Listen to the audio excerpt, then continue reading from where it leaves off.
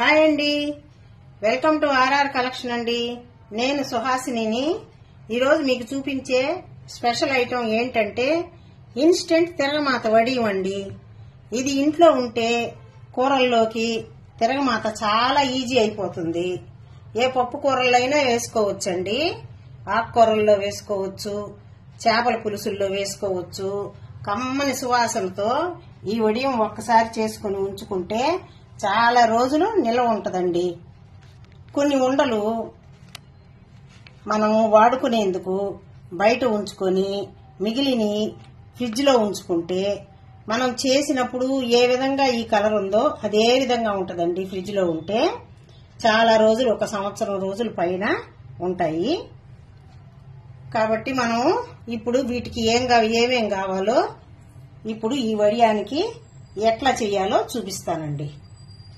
ఇప్పుడు వడియం ఎలా చేయాలో చూపిస్తానండి. మంచి కండుండే ఎర్రగడ్డలు 2 కేజీలు తీసుకొని సన్నగా చిన్న ముక్కలు కోసి పెట్టుకోవాలండి. ఇవి ఆనియన్ అంతా పొట్టంతా తీసేసి సన్నగా కట్ చేసేసుకున్నామండి. ఇది 2 కేజీలు. ఇప్పుడు ఇందులో 2 స్పూన్లు పసుపు,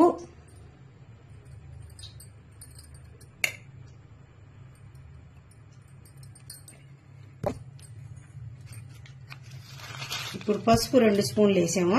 4 స్పూన్లు కల్లుప్పు అండి.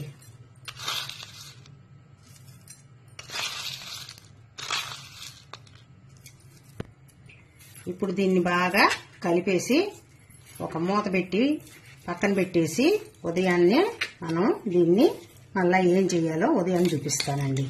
ఈ విధంగా బాగా కలిపేసుకోవాలి.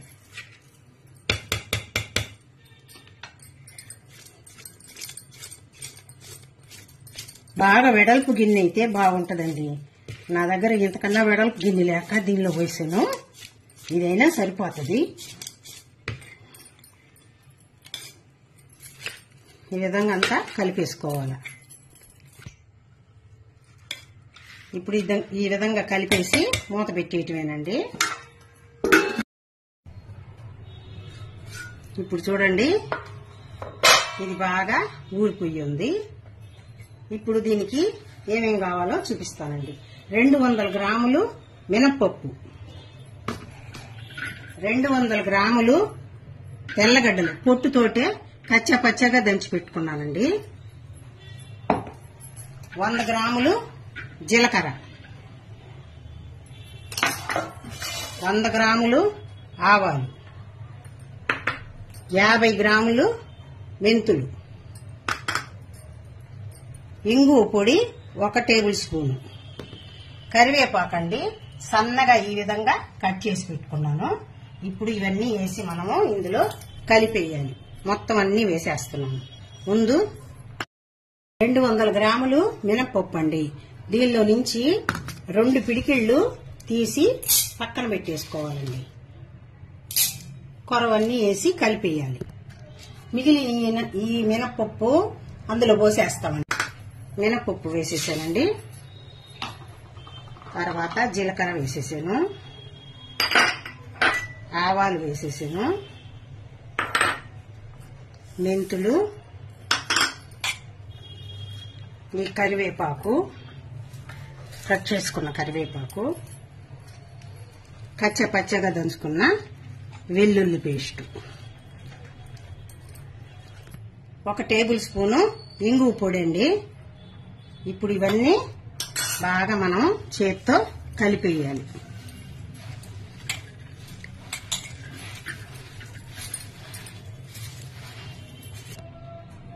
ఇప్పుడు ఈ విధంగా అన్ని వేసి కలిపేసాము కదండి. దీన్ని ఇలాగ పెట్టేసి పక్కన పెట్టేసి రేపు ఉదయం దీన్ని ఎండలో పెట్టుకుందాం. మూత పెట్టేసి ఈరోజు ఉదయాన్నే ఇది మూత తీసి చూస్తే చూడండి, అన్ని పప్పులు శుద్ధంగా నానిపోయి ఎంత బాగుందో. ఇప్పుడు 2 పిడికిళ్ళు మినపప్పు తీసి పక్కన పెట్టాను కదండి, అది నైట్ నానేసి పెట్టుకున్నాను. ఇప్పుడు ఇది గట్టిగా మనము మెదుపు వడకు వేసుకుంటాం కదా, ఆ విధంగా గట్టిగా వేసుకోవాలా. వేసుకున్న తర్వాత చూపిస్తానండి.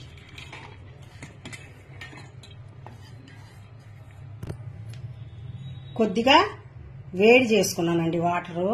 ఆ వేడి చేసుకున్న వాటరు చల్లారిన తర్వాత ఇందులో కొద్దిగా పోసుకొని ఈ విధంగా గట్టిగా పేస్ట్ లాగా వేసుకున్నాను. ఇప్పుడు ఇదంతా మనం ఇందులో వేసేసి కలిపేద్దామండి.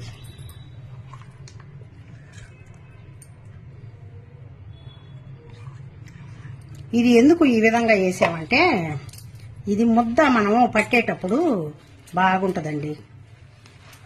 గట్టిగా అది ఆ జిగుడు వల్ల బాగా ఉండలు మనకి బాగా వస్తాయి. ఈ విధంగా మొత్తం బాగా కలుపుకొనేసేయాలి. ఇప్పుడు ఇది ఈ విధంగా అంతా వేసి కలిపేసానండి. ఇదంతా తీసి మనం తట్టలో పోసేద్దాం. తట్ట బాగా కడిగి తుడిచిపెట్టుకొని అందులో వేసేద్దాం. ఇది 2 కేజీలు అయ్యే లోపల కొద్దిగానే వచ్చిందండి వాటరు. ఈ విధంగా వేసేసి మొత్తం ఎండకు పెట్టేస్తాం.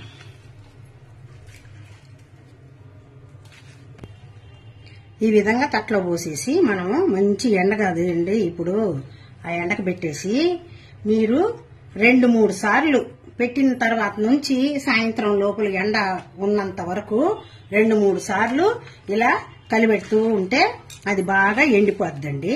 ఆ తర్వాత ఉండలు ఎలా పట్టుకోవాలో చూపిస్తాను. ఈ విధంగా మనం ఉదయం తట్లో పోసుకొని ఎండలో పెట్టుకున్నాం కదండి.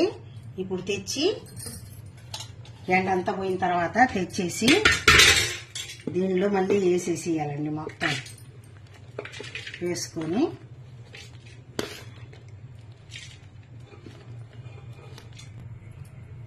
ఇది కరెక్ట్ గా 100 గ్రాములు ఆముదం అండి.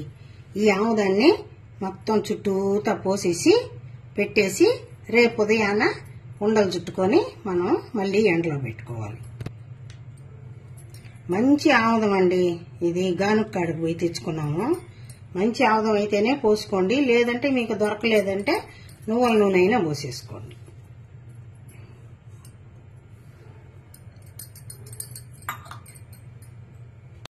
ఆయిల్ అంతా పోసేసాం కదండి. మనం మూత పెట్టి ఉదయాన్నే రౌండ్ గా లడ్డు లాగా పట్టుకుంటాం. ఇప్పుడు మనం మూత తీసేసి ఉదయాన్నే లడ్లు పట్టుకొని ఎండలో పెట్టుకోవడమేనండి.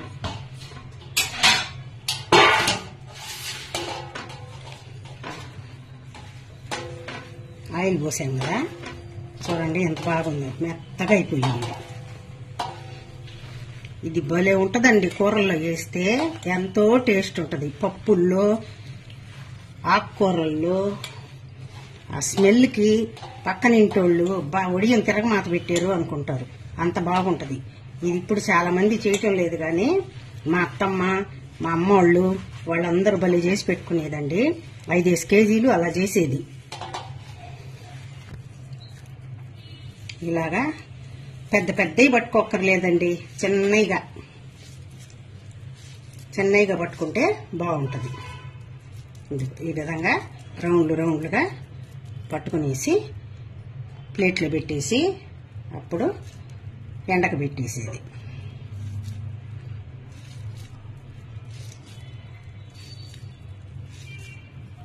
ఈ విధంగా పట్టుకోవాలి. ఈ విధంగా అన్ని మనము లడ్లు లాగా పట్టేసుకోవాలండి. ఇంకా కొంచెం చిన్నవి చేసుకున్నా పర్వాలే, కానీ కొంచెం ఎండిన తర్వాత కొంచెం చిన్నవి అయిపోతాయి. ఇలా ఇవి ఎత్తుకుపోయి మనం ఎండలో పెట్టి ఒక వారం రోజుల పాటు బాగా ఎండించాలండి. లోపల చెమ్మ లేకుండా ఎండిపోయిందంటే ఏం కాకుండా సంవత్సరం పాటు నిల్వ ఉంటాయి. ఎండిన తర్వాత మళ్ళీ చూపిస్తానండి.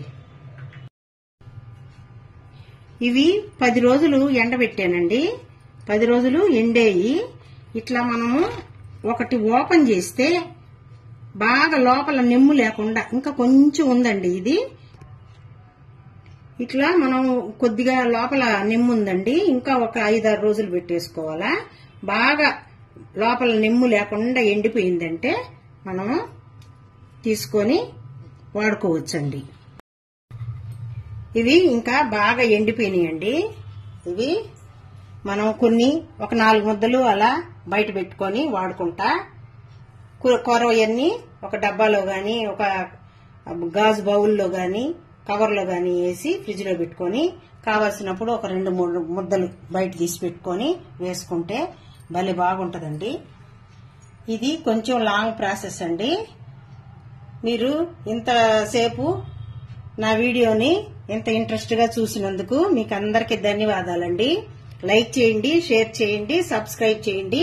మీరు తప్పకుండా ట్రై చేయండి. ఇది అందరికీ నచ్చుతుందండి. బాయ్ అండి. నెక్స్ట్ ఇంకో మంచి వీడియోతో కలుస్తాను.